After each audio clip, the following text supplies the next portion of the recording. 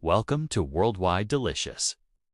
Today, we uncover one of the most delicious myths in baking history, the croissant. That golden crescent, flaky and rich with butter, is often described as a purely French invention, born in Paris cafes and perfected by French hands. But the truth is more layered, just like the pastry itself. The croissant carries stories of migration, technique, legend, and national pride. Its roots stretch beyond France into Central Europe long before it became a Parisian icon.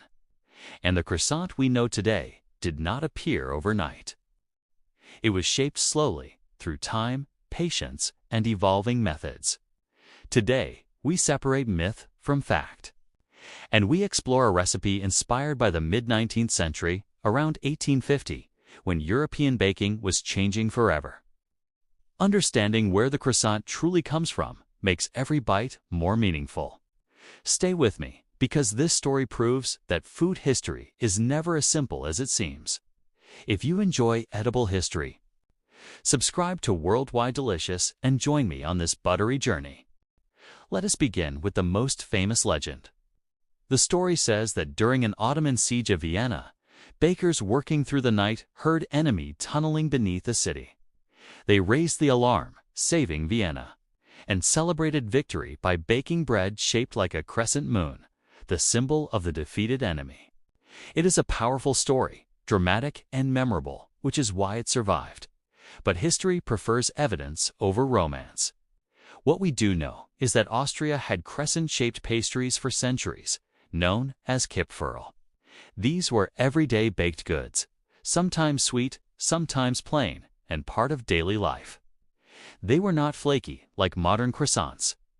They were softer, closer to a bread or bun. The crescent shape existed long before France adopted it. The truth begins here, not with a single heroic moment, but with a long baking tradition across Central Europe. In the next part, we travel to France, where the croissant truly becomes what we recognize today. In the 19th century, Paris was obsessed with novelty. Foreign cafes, new breads, and international flavors captured public attention. Viennese-style bakeries opened in Paris, introducing Kipferl and other baked goods to French customers. But France already had something crucial, a deep mastery of laminated dough and puff pastry techniques. When the crescent shape met French lamination and high-quality butter, a transformation occurred.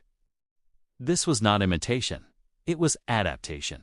French bakers refined the texture, increased the butter content, and focused on lightness and aroma.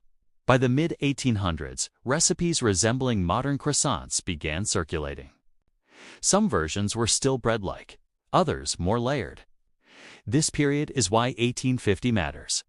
It marks the moment when technique, shape, and culture aligned. The croissant became distinct, recognizable, and increasingly associated with French identity. Next, we explore the most important truth of all, the lamination itself. The truth of the croissant lives in its layers. Laminated dough is not magic. It is science guided by patience. A block of butter is folded into dough, rolled, folded, rested, and repeated. Each fold multiplies layers. In the oven, water trapped in the butter and dough turns to steam, lifting the layers and creating flakiness. Temperature control is everything. Butter must stay cold but flexible. Too warm and it melts.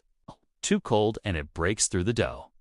In the 1800s, bakers worked without refrigeration, relying on early mornings, cool rooms, and experience. This made a well-made croissant a sign of skill. It was never fast food. It required rhythm, timing, and restraint. The method defines the pastry, not just the shape. In the next part, we let go of another myth, the idea of a single inventor. People love origin stories with one name and one date. But the croissant belongs to many hands. Bakers, cafe owners, customers, and cities all shaped its rise. Its fame grew when it became part of a daily ritual. Coffee, newspapers, conversation, and slow mornings. Paris turned the croissant into a lifestyle symbol. Travelers carried that image across borders. writers and filmmakers reinforced it. By the 20th century, the croissant represented French elegance, even though its roots were shared. Industrial baking later spread croissants worldwide, often sacrificing butter and time for speed. This created nostalgia for the artisanal version. Another myth was born, that croissants were perfect in the past. The truth is simpler. There were always good croissants and bad ones. The difference was patience. In the next part, we look closely at a recipe inspired by 1850. A croissant recipe from around 1850 would feel familiar today. Flour, milk, or water, yeast, sugar, salt, and butter. The difference lies in intention. The dough is gently mixed, rested, and cooled. Butter is enclosed and folded carefully. Fermentation matters because a croissant is bread before it is pastry. Flavor develops with time. After lamination, the dough is shaped into crescents and allowed to rise slowly until light and airy. Egg wash adds shine. Baking requires attention, not just temperature, but sound and smell.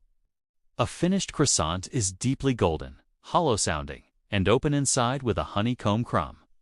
In the next part, we learn how to recognize truth on the plate. A croissant recipe from around 1850 would feel familiar today.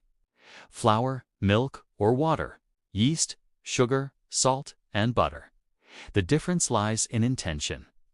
The dough is gently mixed, rested, and cooled. Butter is enclosed and folded carefully. Fermentation matters because a croissant is bread before it is pastry. Flavor develops with time. After lamination, the dough is shaped into crescents and allowed to rise slowly until light and airy. Egg wash adds shine. Baking requires attention, not just temperature, but sound and smell. A finished croissant is deeply golden, hollow-sounding, and open inside with a honeycomb crumb. In the next part, we learn how to recognize truth on the plate. So what is myth and what is truth? The myth says the croissant was born in one heroic moment and belongs to one nation. The truth says the crescent existed in Central Europe. And the modern croissant emerged when French technique, butter, and café culture transformed it.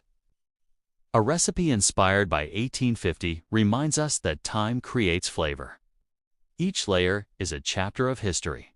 Food travels, adapts, and becomes identity along the way. The next time you bite into a croissant, listen to the crunch and think of the journey inside those folds. Thank you for joining Worldwide Delicious. If you enjoyed this story, like the video, share it with someone who loves baking. And subscribe for more myths, truths, and recipes with history. Tell me which dish you want next, and I will see you in the next journey.